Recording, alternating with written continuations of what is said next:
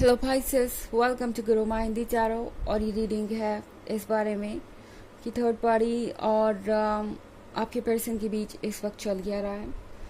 मैं इस रीडिंग में ये देखने की कोशिश करूँगी कि क्या इस थर्ड पार्टी के साथ आपके पर्सन खुश हैं या किस हद तक इनका रिलेशनशिप आगे बढ़ गया है। क्या वो अभी भी आपको मिस करते हैं, क्या वो अपने रिलेशनशिप में वाकई सेटिस्फाइड है। जो भी क्वेश्चंस है वो सारे मैं आंसर करने की कोशिश करूँगी इस रीडिंग में। एंड हाँ, एक चीज़ मैं आपको यहाँ पे क्लियर कर दूँ कि थर्ड पार्टी से मेरा मतलब रोमांटिक इंटरेस्ट ही है और कुछ नहीं। तो ये रीडिंग आपके लिए तभी है जब आप जानते हो कि आप दोनों के बीच कोई है या फिर आपका पर्सन किसी और के साथ रिलेशनशिप में आ चुका है ब्रेकअप के बाद, या फिर आपको डाउट है, तो उस केस में ये रीडिंग आपके लिए है। चलिए स्टार्ट करते हैं और देखते हैं क्या मैसेजेस हैं आपके लिए। Messages for Pisces.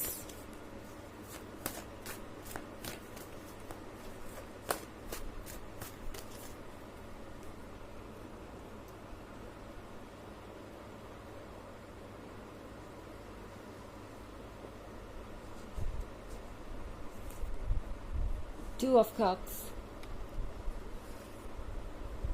King of Swords, Three of Swords, Eight of Wands, Seven of Wands. Okay, तो टू ऑफ कप्स का कार्ड है। ऐसा लगता है जैसे कि इस पर्सन और थर्ड पार्टी के बीच का जो कनेक्शन है वो आपके रिलेशनशिप को इम्पैक्ट कर रहा है ना। वैसा हो सकता है कि ये पर्सन आजकल आपसे दूर चला गया है और किसी और में इंटरेस्टेड नज़र आ रहा है। हो सकता है कि इस समय आपको ये समझ नहीं आ रहा कि आप क्या करें एंड किस तरीके से रिएक्ट करें। तो ये पर्सन शायद इस वक्त सिर्फ अपने बारे में सोच रहा है। ओके, किंग ऑफ सॉर्ड्स के साथ ये पर्सन ना तो इस थर्ड पार्टी के साथ रिलेशनशिप में है पूरी तरह से, ना ये पर्सन आपके साथ पूरी तरह से लॉयल है। ये पर्सन सिर्फ अपने एडवांटेज को देख रहा है पाइसेस, एंड आपके लिए समझना इस वक्त बहुत इम्पॉर्टेंट है।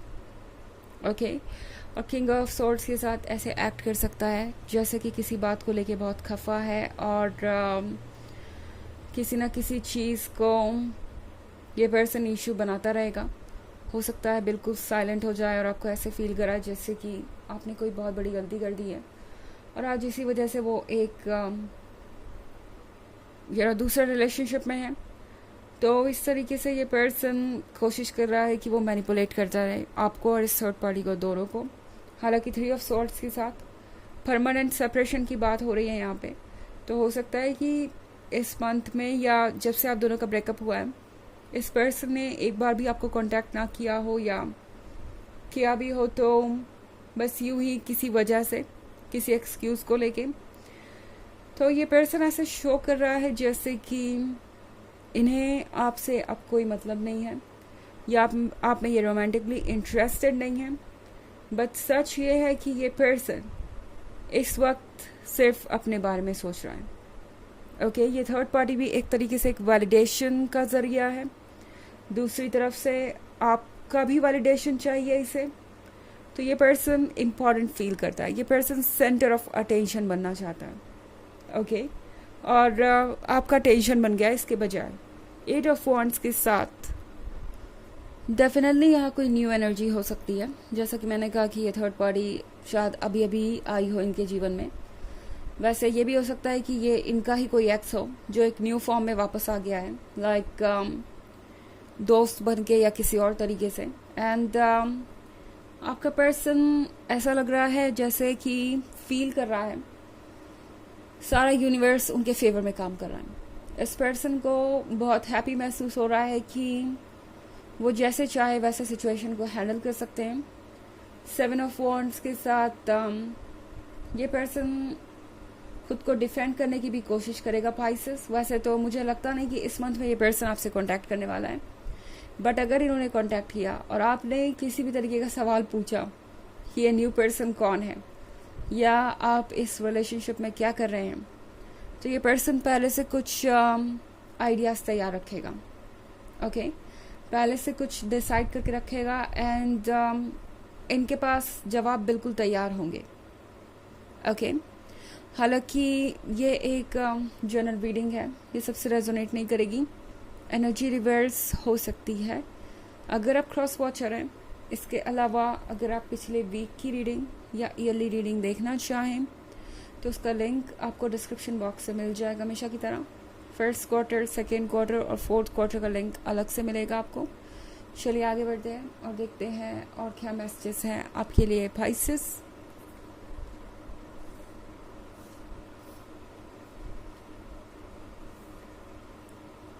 The Hierophant, the Wheel of Fortune, Ace of Swords,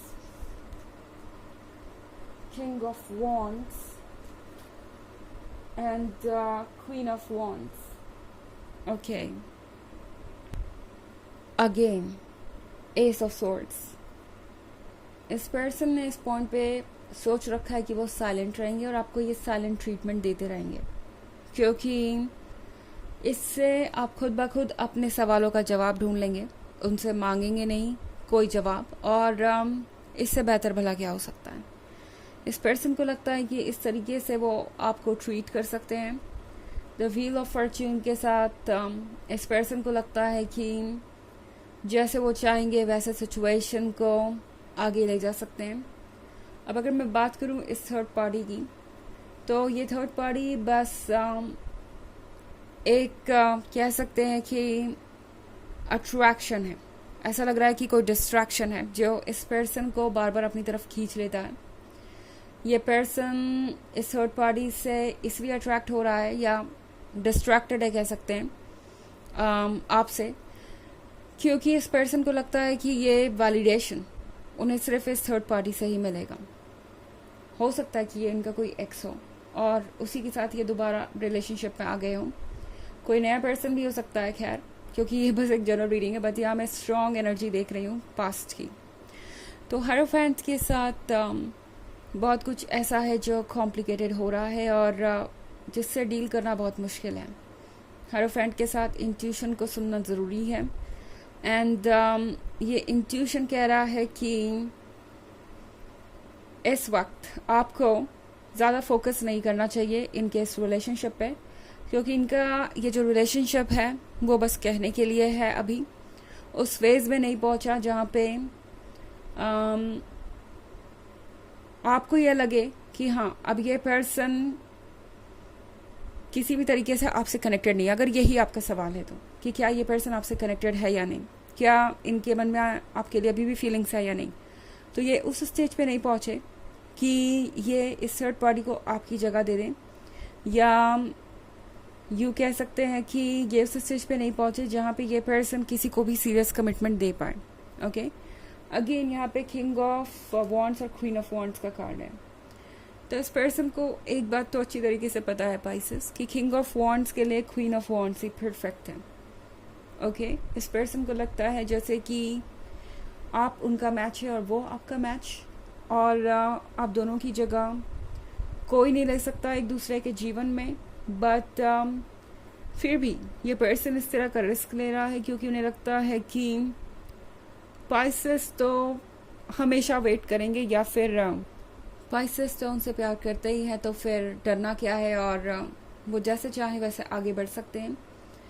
तो ये पर्सन मुझे नहीं लगता इस पॉइंट पे किसी भी पर्सन को लेके सीरियस है, ना इस थर्ड पार्टी को लेके ना आपको लेके, क्योंकि ये पर्सन सिर्फ अपने बारे में सोच रहा है, अपने वैलिडेशन के लिए ये सब कर रहा है.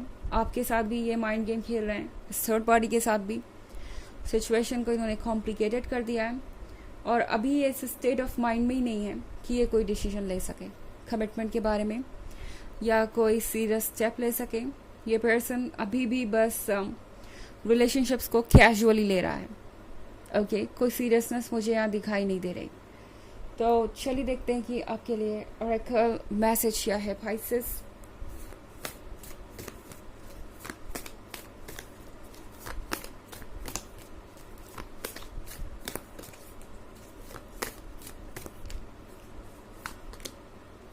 Dance with life.